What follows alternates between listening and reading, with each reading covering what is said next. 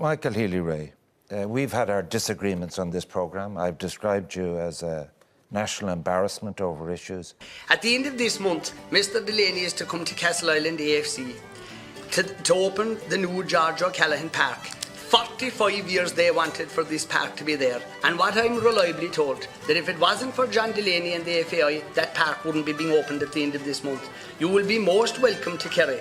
You will get what I would call the mother of all welcomes when you come to Kerry, because your reputation and your respectability will precede you down the road before you land, and we will be there to welcome you. A craven leprechaun performance from you today, and I was embarrassed for you that a member of our parliament would be so obsequious to someone who was not answering questions, who was stonewalling and hiding behind his lawyers. Were you not embarrassed with what you had to say? You didn't ask one question, and you were defending the indefensible.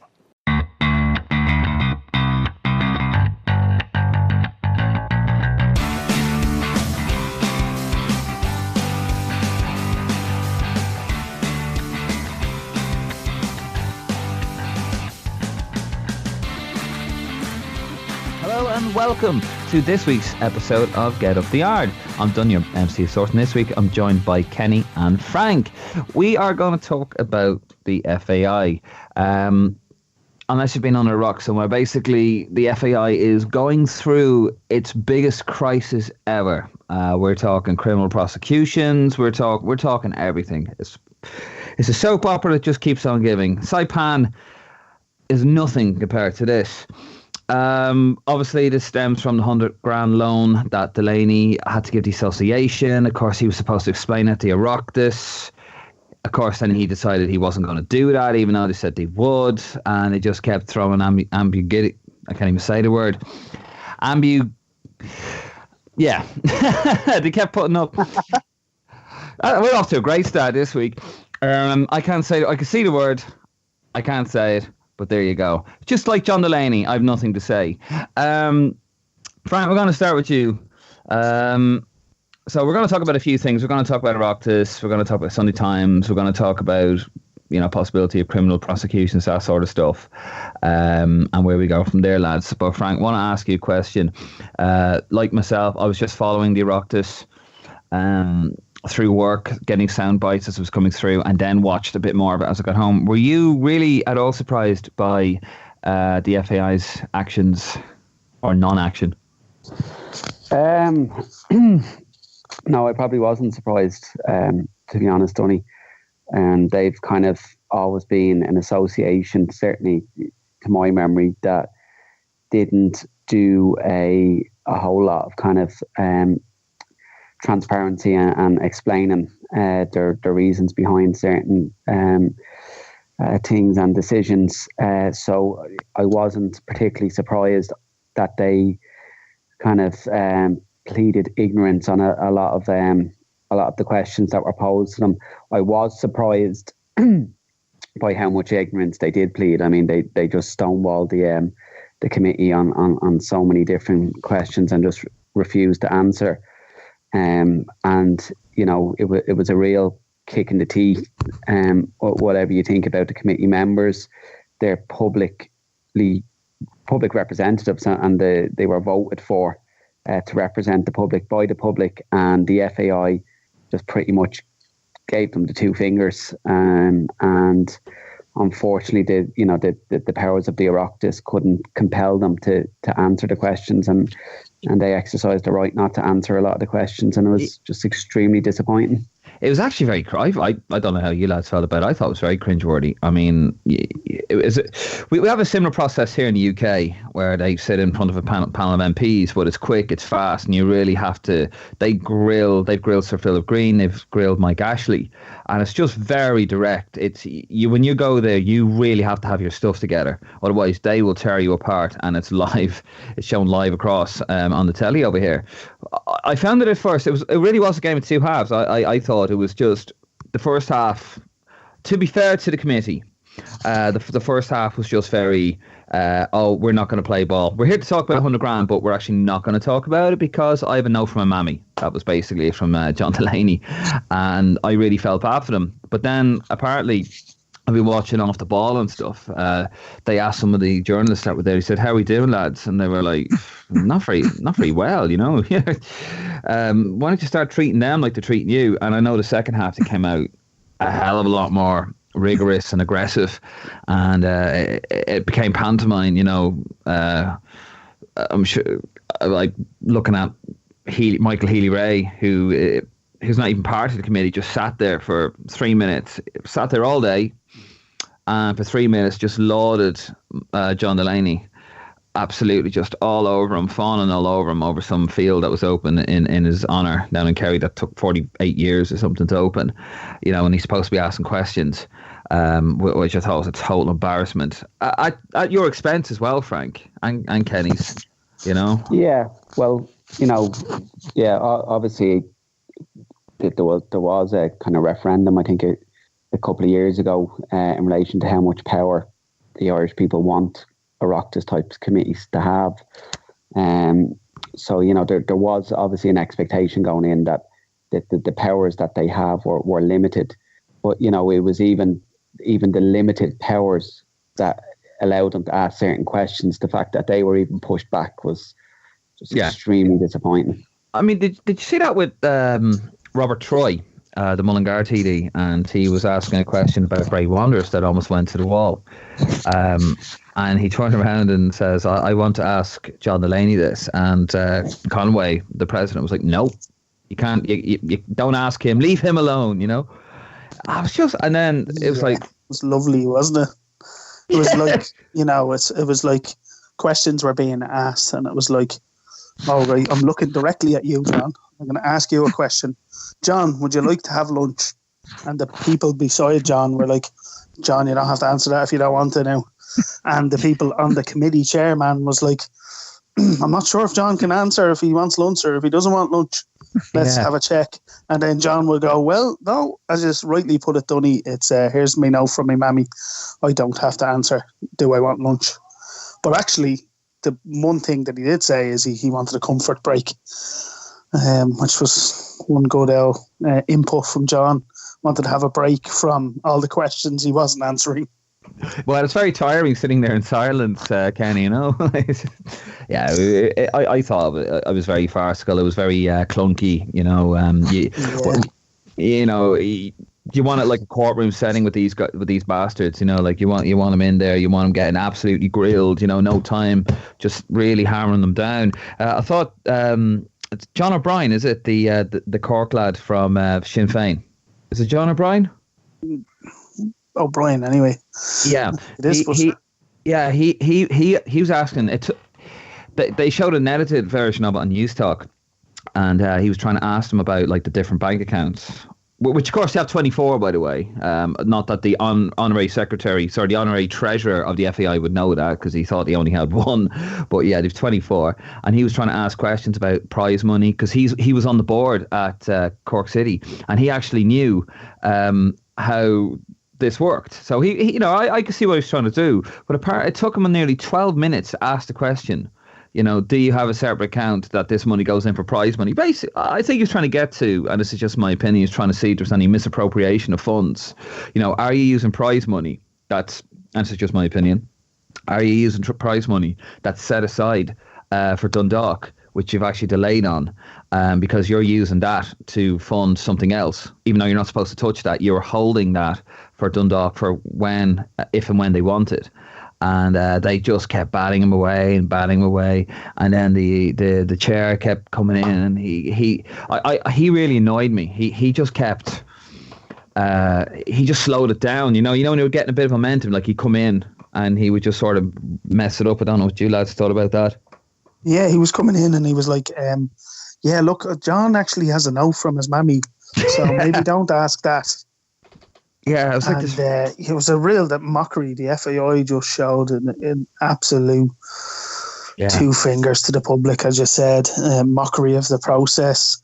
Really didn't give a chance to put their own side of things, and I mean, really showed that their trump card is we're going to hide behind everything. We're going to try and block the people out as much as possible. generally that would mean you're trying to hide something. If there was nothing going wrong, then you're going to be upfront, you're going to be honest, you're going to show a few things. So, I mean, without judging everything just based on that, but it was a real sense of, if you're going to get us, then you're going to have to come fine. You're going to have to fight us in a different way, Oh, and we'll get into that in a second. They certainly did. I mean, that was the thing. I mean, like, what are you hiding now, lads? Like, this isn't just about 100,000 euros. This isn't just a little bit of, something went wrong there. There was a mistake. We dealt with it. It was an eternal matter. And John the Baptist, as the Independent called him when he made a documentary about him a few years ago. John Delaney comes in. Oh, don't worry, lads. 100 grand loan. Pay it back to me wherever you need it. It wasn't quite as simple as that. As we discovered in the Sunday Times. Of course, Mark Tighe, he's the guy that has broken all of this. And I was listening to a very interesting podcast with himself and Eamon Dunphy and Kieran Cunningham with the Star. Very interesting on the stand. Have a listen to it, lads, if you haven't. And anyone listening to this, it was absolutely fascinating. They were talking about Dunphy started to mention how the FAI used to threaten. RT used to get threats, not threats, but I suppose threats is too harsh a word. They would, they was to show the dissatisfaction with the analysis coming from Dunphy and Co on the panel, and apparently they'd be threatening letters. They were trying to get certain RT reporters sacked from their post and all this kind of stuff. Really, shows a horrible side of the FAI. And Mark Tighe, who broke this and was taken to the High Court by Dunphy. Mark Tighe, he broke all this, and he was actually taken to the High Court by John Delaney, which was paid out of his own pocket. And of course, the hits kept coming on Sunday. There was, Football in Crisis was the name of it. Apparently, John Delaney racked up 40 grand worth of spending on his credit card in just 6 months. Now, they only got a snapshot of 6 months. That's all they got. So we don't know what else has gone on there. And apparently, like, he spent stuff like he took 6 grand. He took loads of cash out, loads of cash withdrawals, which I know is a major no-no on a card. There was like a €70 bill, a Kingfisher chipper, which, to be fair, is not too bad, because that could have been for lunch or something, for a late lunch, that sort of stuff. So that does happen. There was all sorts of stuff like he spent €119 on footwear. And he was spending loads of money on ties and stuff, which sort of, I remember Charles Haughey,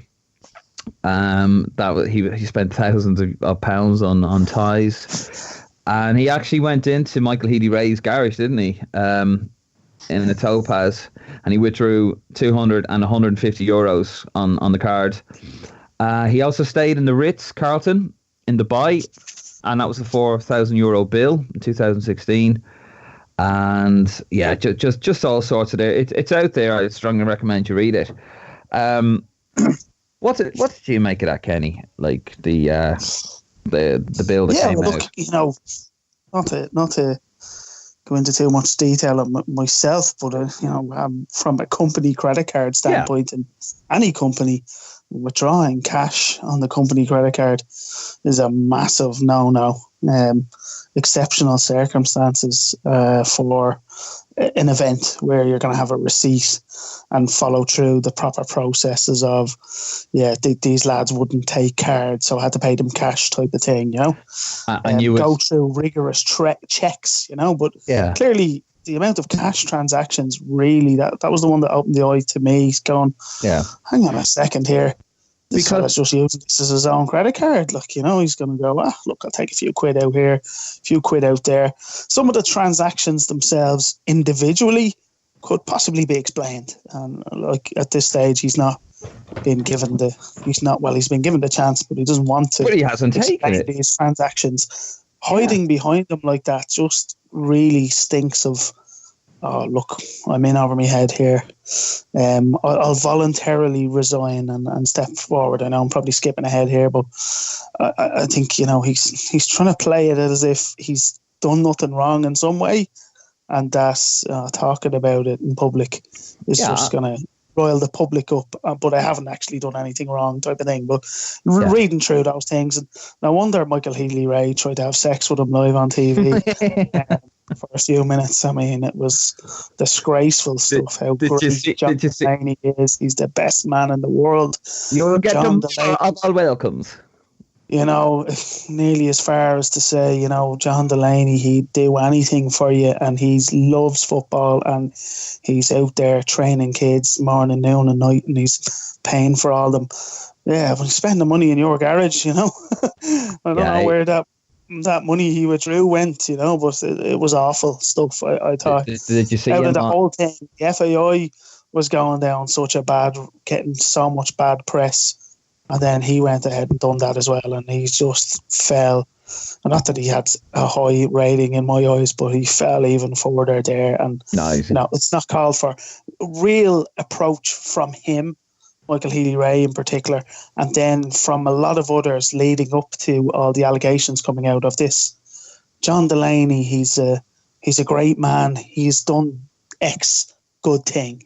So because he's done X good thing, let's forget about these possible bad things that he's done, because John Delaney has done this instead, you know, calling out some of his good work. It's a way of saying... It's not an Irish thing, though. Like, I mean...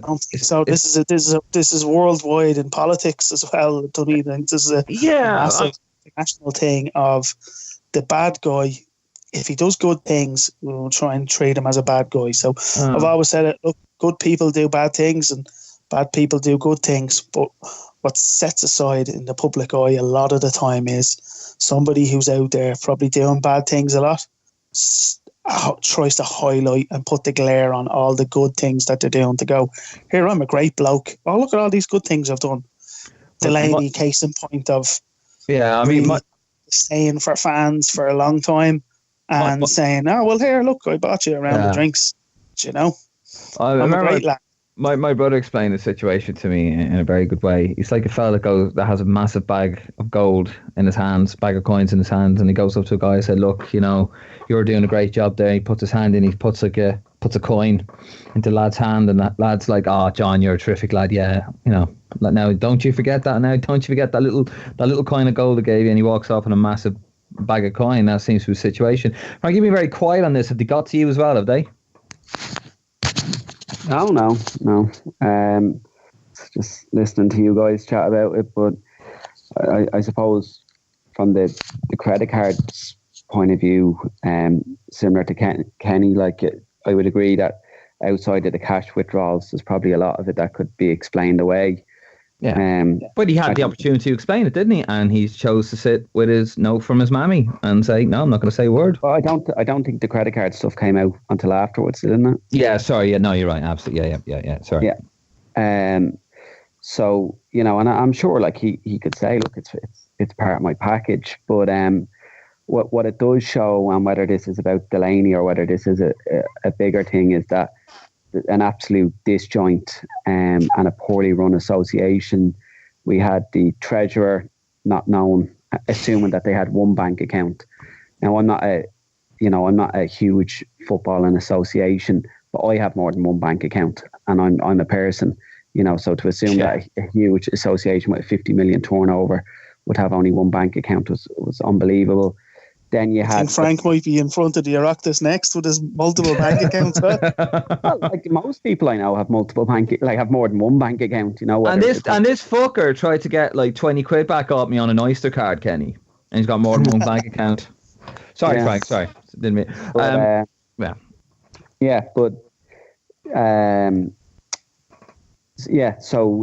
you know, that was a kind of really poor, and then obviously you had an association that, you know, if you believe the reasons offered by the FAI and John Delaney, was literally, despite having a 50 million turnover, down to its last 100,000, whereby if a certain amount of transaction went through, it wouldn't have had any, you know, liquid funds.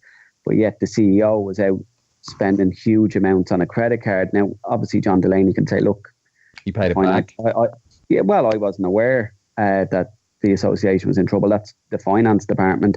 But it just shows an absolute poorly run association.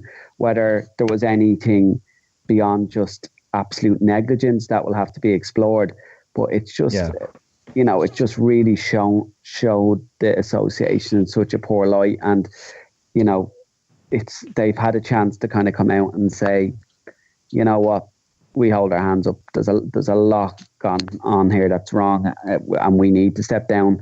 But they've had to be dragged down, which is really, again, worrying. And it just goes to show why people shouldn't be able, like, you know, that presidential terms and CEO terms, particularly of a national organisation, should have a set period, because if you leave someone there too long, they just become so reluctant to let go of power. They just become so powerful within the organisation. It's really disheartening and worrying.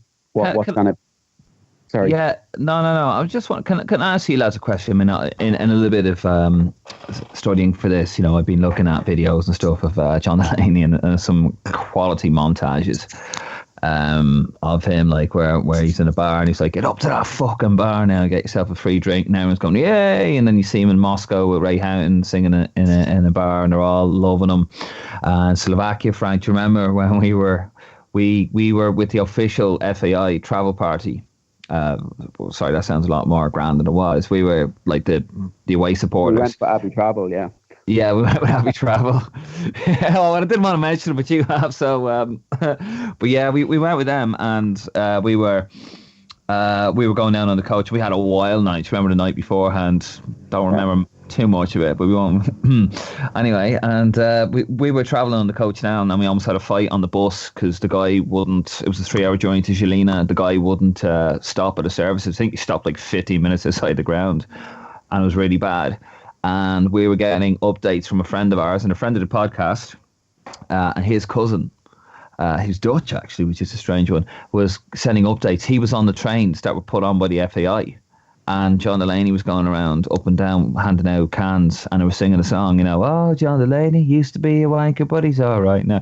So, I mean, when you have stuff like that, and he, you know, and then you had the game in Estonia when we won 4-0 away, and, you know, that basically sealed qualification for that championship that all that was part of, Moscow and Žilina, you know, and he goes over to the crowd and he throws his tie in, they all love it.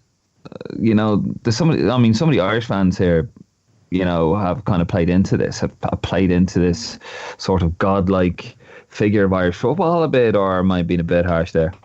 I think like anyone, everyone just loves a good story, or, you know, loves to be seen with a famous person, and, you know, will you know, really kind of like they'll party with this person even if they don't like them, you know, just to saying, oh, I was there with them, like free gargle going as well. Yeah, but like, you know, you've like it's happened a lot of times. You know, you've seen it with Mike Ashley, you know, when he used to go away with the away fans, and, you know, he'd be necking booze with them, and they all loved it, you know. But like, you can't blame the fans for that. Like at the end of the day, the fans. Well, I'll tell you what. Now, you were fuming on that coach. You were going fucking mad on that coach. You were. Yeah, absolutely. Like, you know, we went away with the official travel partner of the FAI, I think it was at the time. We probably, you know, I suppose when we found out the match had been moved, maybe that was inside the deadline as well, the 90-day deadline. That happened, do you remember? Yeah, maybe we expected, you know, to be bought a beer, but like that's just, you know, a personal gripe. I'm sure like, you know, that was something sinister than that, like, you know, or anything like that. But that obviously it was a bit annoying that people who'd kind of made their own way and on whatever and didn't go with the official travel partner were probably, you know, looked after more from on that train than we were. You know, we fucking, I don't even know if they had a toilet on the coach. They didn't. That's why we almost had a brawl on the coach. Yeah. Oh, I remember that. No, like, sorry. Yeah, I mean that'll happen. Like, you know, John Delaney was almost a celebrity type CEO, and when it goes well, you know, then great, take the applaud, get carried off the trains. But when it doesn't go well, you know, you should stand up and be counted as well. And I think that's the big problem people have here, is that, you know, where is he now? You know, why isn't he out with the masses now? Why isn't he mixing in with the supporters now? So I think that's the problem people have. Listen, I mean, it's not just the fans. as I said, the Irish Independent. I like the Irish Independent. I actually buy it when I see it, when there's something good on. I'll try and buy it over here in England, and I read them all the time. They had a documentary, John the Baptist, which is actually quite. It's an eye opener. You know, they bought into it. You had Eamon Dunphy, who was at his 50th birthday party. He was at John Delaney's 50th birthday party, and he even had an Aviva cake. Lads, I showed just a picture, and it's like a cardboard cutout of John Delaney in an Ireland jersey wearing number 50. And Johnny Giles as well, the foundation. So a lot of people were seduced by this guy, and of course Healy Ray. Did you? I don't know. I know you saw, Frank. Don't know if you saw Kenny, Healy Ray on the Ivan the Yates program. I thought that was hilarious when he bangs the table and he starts going, "It's a cardinal, but a leprechaun thing to do." I thought it was amazing. Although it didn't quite get to the matter. It has been absolutely... This Saipan and 2002 has nothing on this. And speaking of which, actually, the FAI... Sorry, not the FAI. Sport Ireland appeared before the Oireachtas Again committee in Committee Room 4 yesterday. And basically, there's so much to go through, but the extremely abridged version is that the FAI gave Sport Ireland a letter late again to say that the board was stepping down. John Delaney had stepped aside, so he's not falling on a sword. He is on gardening leave, and apparently the money had completely gone in the association, and that's why he had to make $100,000 loan. Interest free. Just a little bit more as well, lads, and then we'll discuss it. Looking here at the Independent, the front page. I mean, we're talking about a threat of potential prosecution. Obviously, the board has stepped down, but Delaney's still in the payroll. Lots of people have hinted at maybe he's looking for a payout. Wouldn't surprise me. And actually, the auditors, Deloitte, reported the company for failing to keep proper accounting records, which is potentially a criminal offence. The FAI hired them to give them an audit, and they've actually had to actually report them. And I think it's absolutely just amazing. They informed the authorities that Soccer's government body had failed to keep proper accounting records. This move raised the prospect that directors or former directors could face prosecution over how the association was run. Now, lads, this is Ireland. These are wealthy, powerful people. They're not going to go to jail for this, are they? If they are, if there's anything criminal found, they're not going to go to jail. It's not going to happen. It's highly unlikely that they would go to jail.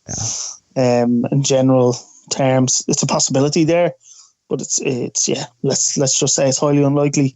The accountability here looks to be one where they'd have some sort of slap on the wrist if we were to go further with them from the report that Deloitte have done. I think John Delaney played his Hail Mary move and pass and said, the shit is going to hit the fan here soon. Do you know what I'll do? I'll move myself. I won't be the CEO anymore. I'll move myself into a nice little position. I'll try and play my mammy's going to write me a letter to say, you can't talk to me about my CEO days. I'm now executive vice president or whatever title he's given himself to sidestep all of the issues, to go, all right, Delaney's moving on, let's focus on, there's going to be a new person in, it's going to be a change and stuff. And that pass, that play, that Hail Mary play didn't work from him. No. But now he's still holding on there, clinging on. He's probably got voice. He's got a lot of legal advice, I presume. So he's kind of saying, well, look, actually, what can they prove fully here? How much longer can I get away with it? And look, what I'll do is I'll step aside and say, go on, have a look, do all your reviews, because God knows who's reviewing the FAI at the minute. I think there's 5 separate investigations going on. So, something like that, it's going to be reviews and people auditing, and it smacks to me like this is going to go on for quite a while before. The board said they're going to. The board said they're going to step down in July. Now Ruth Coppinger, who's the one that called Michael Healy Ray an embarrassment, so already she is up in my books. Last week, she wanted the board to step down. Now she wanted the minister of Sport and Tourism, Shane Ross, to actually ask for them to resign, but they were saying no, we'll end up in the High Court if we do that, which is fair enough, because I know you can't really, you can't ask. There can be no political involvement in the Football Association of Ireland, but she wants them to go before July, but they said no, July is when we're going to step down. I mean, I think a lot of the commentary in the papers and the media is, and actually surprisingly enough, not a lot of ex-players have come out about this. We had Stephen Hunt trying to defend them, and which I thought was ludicrous. Stephen Kelly today was on News Talk, and he was talking a bit more about, John Delaney didn't invent the FAI, maybe and all this kind of stuff. But to me, it feels like this is going to be real change. This is the kick up the arse. Now, whether those that deserve to be punished will get the appropriate punishment, I don't know. But I do think that this is the dawn of a new era, that it won't go back to the old ways. What do you lads think about that? Absolutely, I think it's going to be a change. We've got what we need, and we're starting to see the change. We've got to make sure that the change is big enough, and I think we need people on top of it, championing the cause and making sure that there's real change. Somebody to come in and freshen things up and do it right. And do you think they should change from top to bottom correctly? Do you think they should change the name, Kenny? Niall Quinn was having a meeting with the Rockets. Yeah, I was disappointed with Niall coming out and saying that. I mean, that is just, it's it's one of the worst plays that companies use. They go, geez, we've got such a bad name. Let's try and say, here, we're a brand new company and here's our new name, Yeah. We're no longer X company. We're now Y company and we're amazing. And you look behind the curtain and go, Jesus, well, you're more or less the exact same people. So I don't think you're a shiny brand new company, I think that's a stupid comment really to make. I mean, it's the Football Association of Ireland. I don't like it. It's a big establishment. Yeah. Everybody knows it's Irish football. Changing the name is just a stupid ploy, and Niall Quinn went down in my book a little bit there when he said that. I think it could be somebody that could be involved, could really help the next stage of the FAI. But comments like that aren't going to help you. No. Frank, what would you say in that? Would you agree with Niall Quinn he should change the brand because it's been damaged? Although given the history of the FAI, and anyone that knows the history with the IFA and FAI and what the FAI had to go, which is so sad actually, what the FAI had to go through to become established. If you want to see the history of that, watch Green is the Colour of the DVD. Really amazing history when you see the shambles that they are now. But sorry, do you think they should change the brand? And do you think Niall Quinn, like Kenny has said, could help football in this country in some way? No, I don't see the point in changing the brand. The issue is with the people, and the issue is with the procedures, the issue is with the transparency.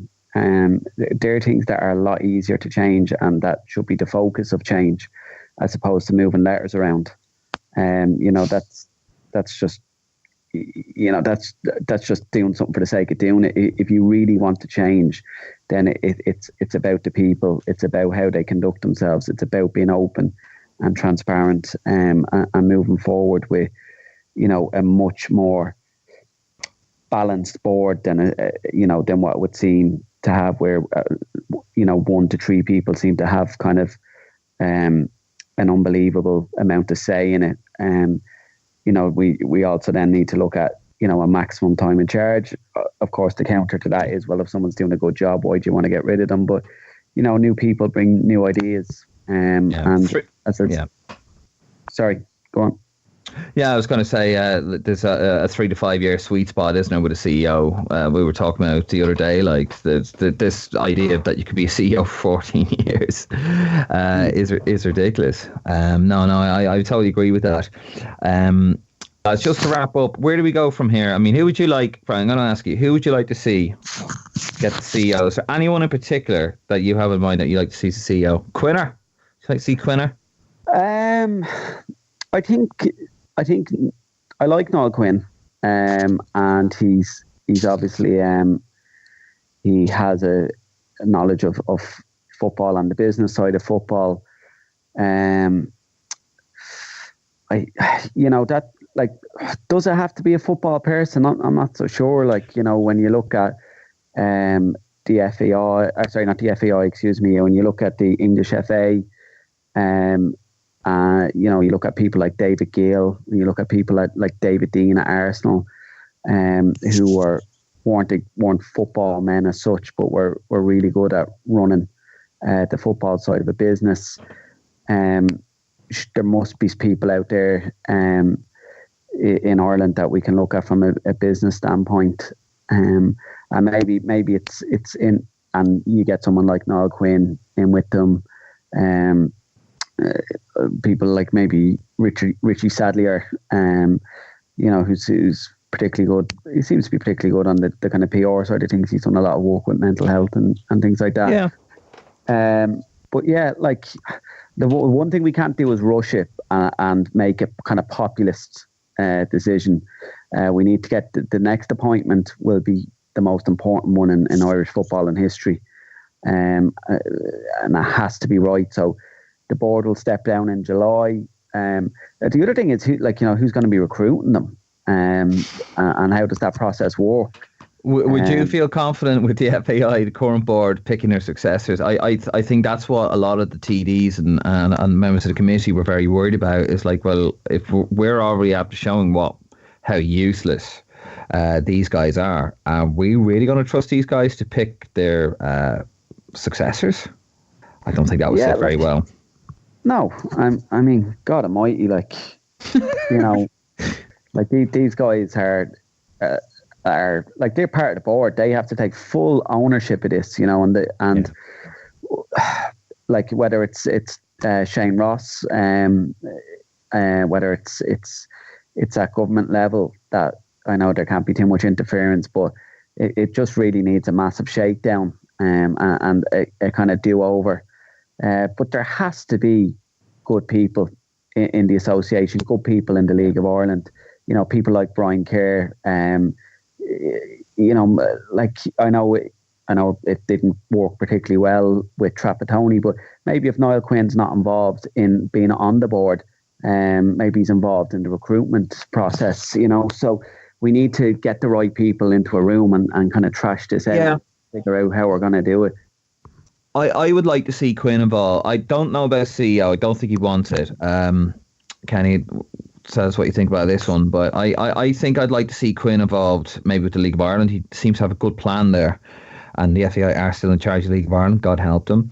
But yeah, I mean, Sadlier, Kerr, people like that. You need to have football people. But Kenny, look, you work for American conglomerate. Like, it was a bit embarrassing for me, I must say. Thank God it's not much of interest in Irish football. It's embarrassing that I work for a conglomerate, yeah? All right. Well, I just don't think it's done. It's as simple as putting a new figurehead in there and a new CEO, and he's going to be all singing and dancing and a shiny new man. I think it's structural change that's needed.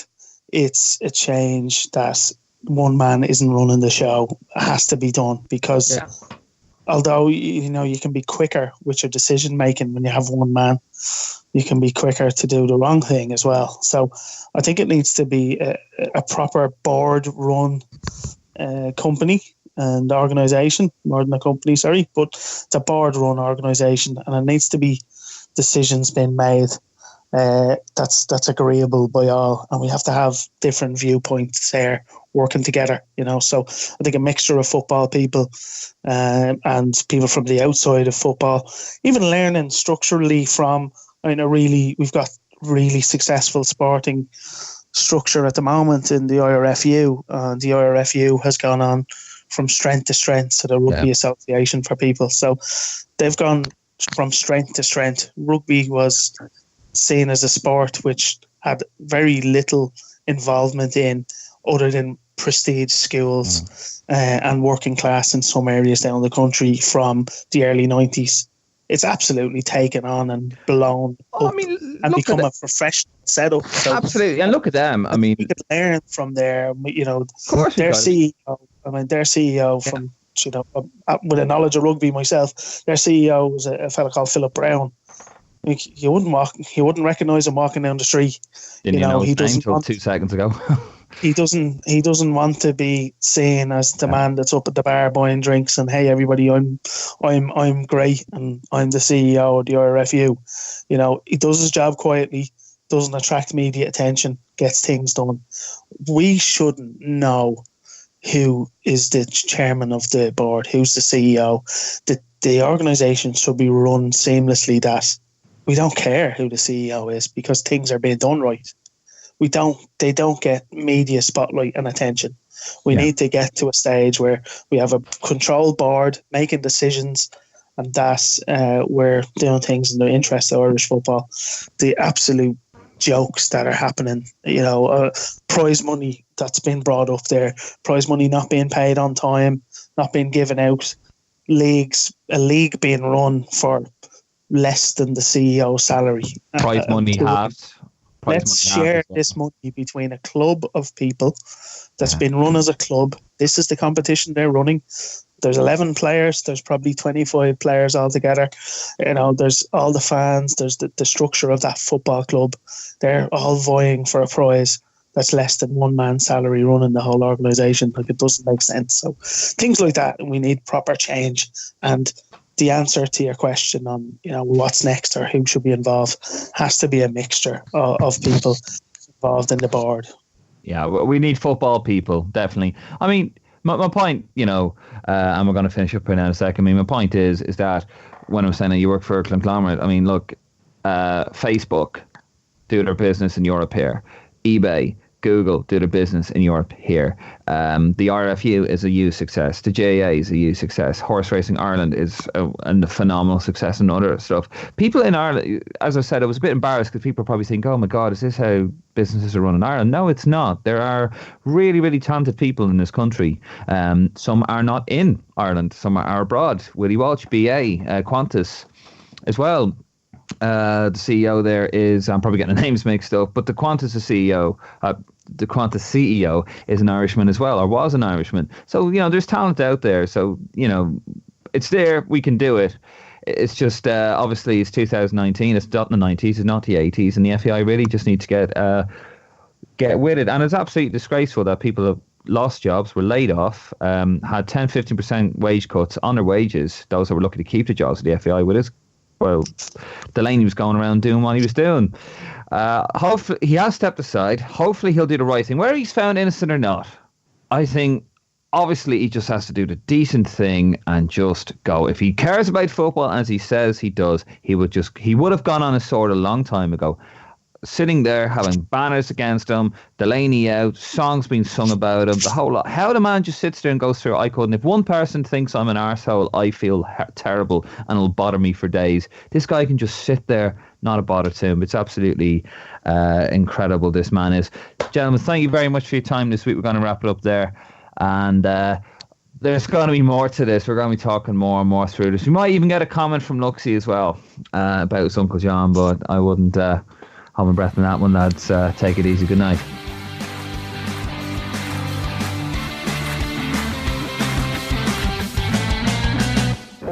Get up the